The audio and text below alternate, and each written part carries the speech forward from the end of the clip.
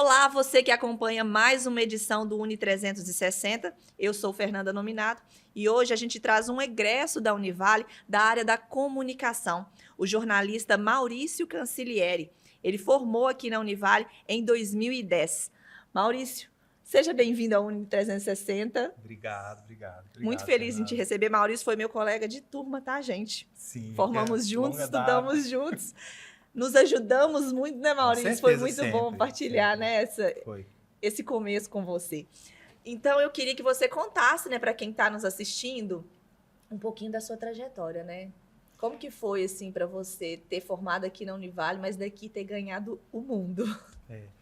Olha, assim, acho que a gente... É sempre aquela história. Você começa e não sabe direito onde vai dar, né? Eu acho que é um pouco isso. Desde estudante aqui, eu já tinha vontade de trabalhar no exterior, já tinha vontade de sair, enfim, ter experiências internacionais, eventualmente como correspondente, mas isso me parecia muito fora Da da realidade. Mas como todo estudante, juventude ali, você fala, pô, vou sonhar, né? Não Vou paga, sonhar, né, não gente? paga. Se acontecer ou se não acontecer, tá tudo certo. Aham. Então, é isso. Desde a universidade eu já queria, né? Aí fui, claro, ainda como estudante, tive experiência aqui em diferentes emissoras de TV. Aí Inclusive fui, aqui na Univale, inclusive né? na Univale. Então fui fazendo, né, digamos assim, minha base ali, construindo, até que veio uma oportunidade para passar um tempo na Alemanha, na emissora pública de lá, onde eu estou trabalhando há 13 anos. Então, enfim, por diferentes áreas também dessa emissora. E Aham. aí é isso, mas começou, acho que com muito trabalho, muito esforço, muito compromisso. Acho que essa é uma palavra, acho que desde muito cedo, né, como estudante, ser comprometido com as coisas que você está fazendo e jogar para o universo um pouco, se esforçar e contar com a sorte também, porque a gente sabe que muitas vezes algumas coisas acontecem Acontece. por completo acaso. Ô, Maurício, e como foi o desafio, assim, de incorporar o jornalismo que você aprendeu aqui, que você trabalhou aqui nas realidades do Brasil e trabalhar fora, né? Porque lá a gente pode entender que são pautas totalmente diferentes daqui. Apesar de que algumas podem, assim, de alguma forma se contextualizar com a nossa realidade. Mas qual que foi o desafio de sair de um jornalismo no Brasil para um jornalismo na Alemanha? Olha, eu acho que eu vou dizer que eu acho que Além é do idioma, muito. né, Claro, gente? não, sim, o idioma, mas eu vou dizer, tudo que eu aprendi e que eu vivi aqui Uhum. é que me serve até hoje. Sim. Assim, eu acho que, claro, você tem uma diferença de pauta, eventualmente uma abordagem, uma angulação, porque você está falando para um público maior, né? Está falando de uma realidade um pouco mais ampla, né?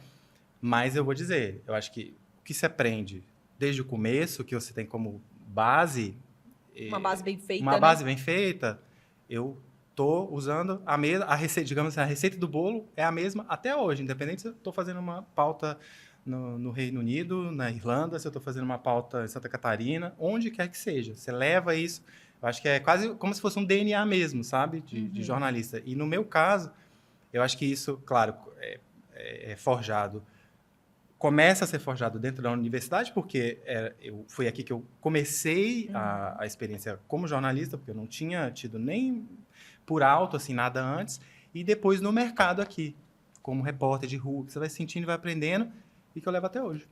Maurício, a gente estava até conversando um pouquinho antes. Você me disse que antes você trabalhava mais voltado à TV, mas com a era da comunicação evoluindo, as redes sociais, como é que foi essa migração também, né, do jornalismo mais TV passar para a rede social? Por aí. Hoje, por exemplo, a emissora onde eu trabalho, né, a sigla, né, é DW. Quando eu cheguei, era muito mais focado em televisão. O trabalho que se fazia no escritório de português para o Brasil deles, no departamento de português para o Brasil, também, de vídeo, era muito voltado para a TV, porque, afinal de contas, a TV continua tendo um alcance muito importante.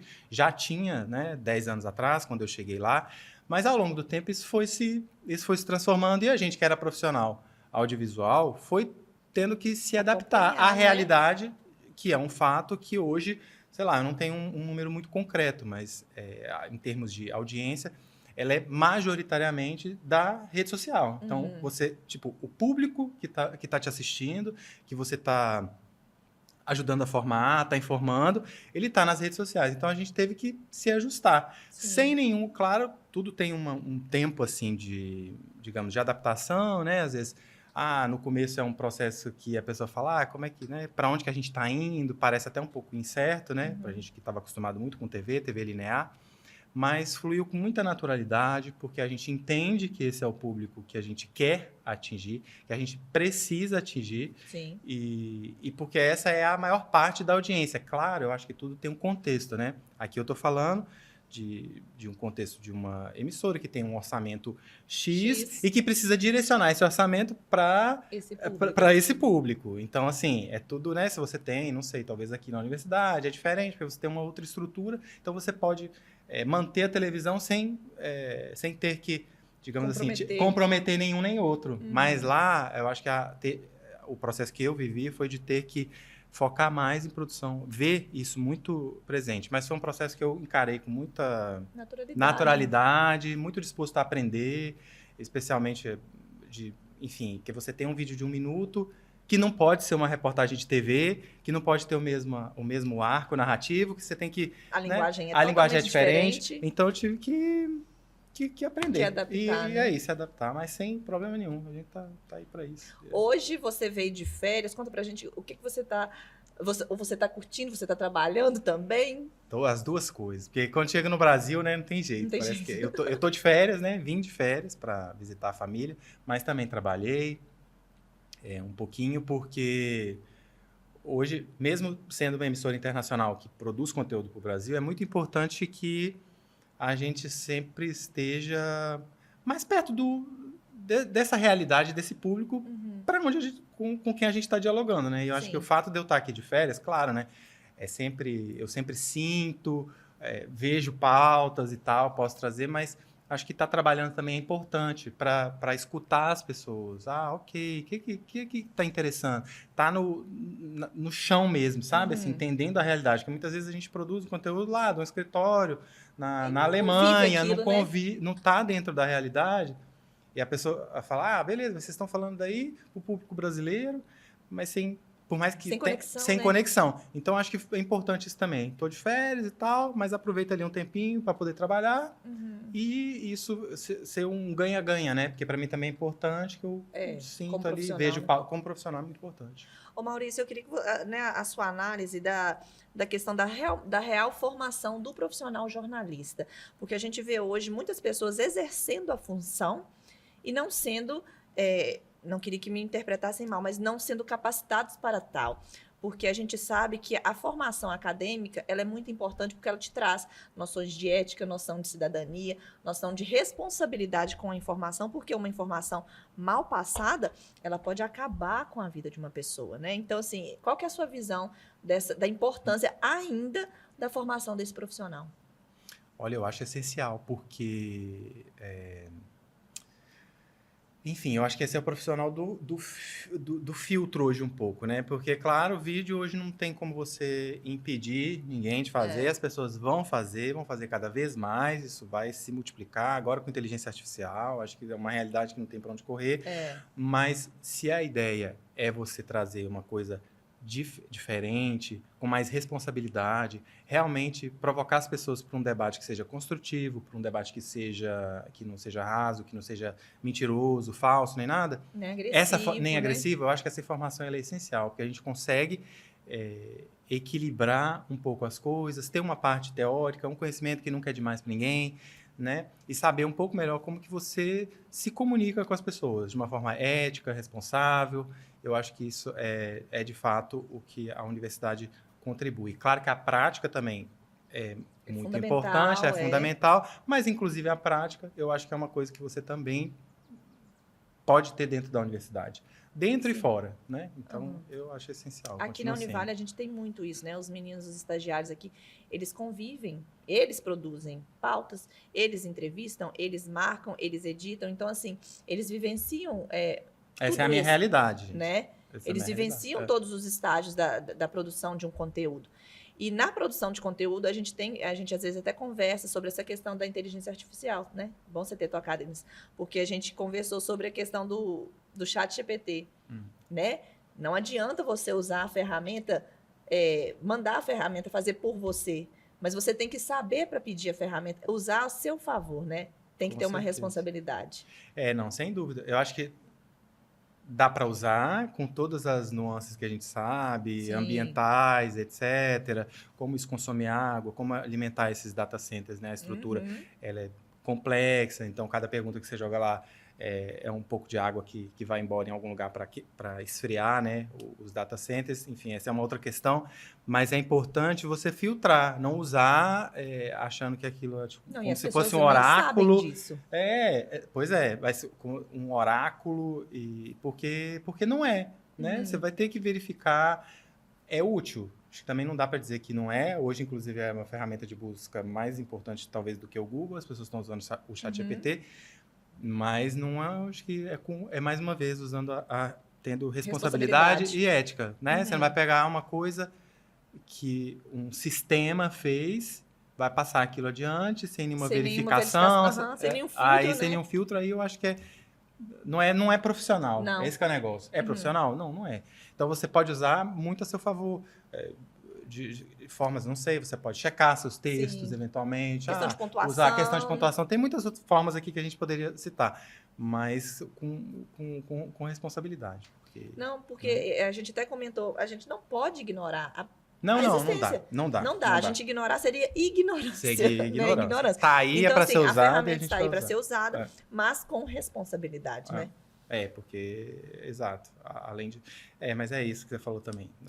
Essa é a nossa realidade. Inclusive de imagem agora, eu vejo em televisão direta imagens geradas por inteligência artificial. Aí eu já penso, como saber se é verdade ou não, né, gente? Então, assim, mas eu vejo, inclusive, uma certa utilidade. Sim. Não deixa de ter. Porque você fala assim, bom, eu tô fazendo aqui eu preciso de uma imagem tal. Você vê, muitas vezes, a gente só tinha o recurso da simulação. A simulação, agora no caso da televisão, talvez, então a IA pega lá e faz. Então, eu acho que tempo assim, ó.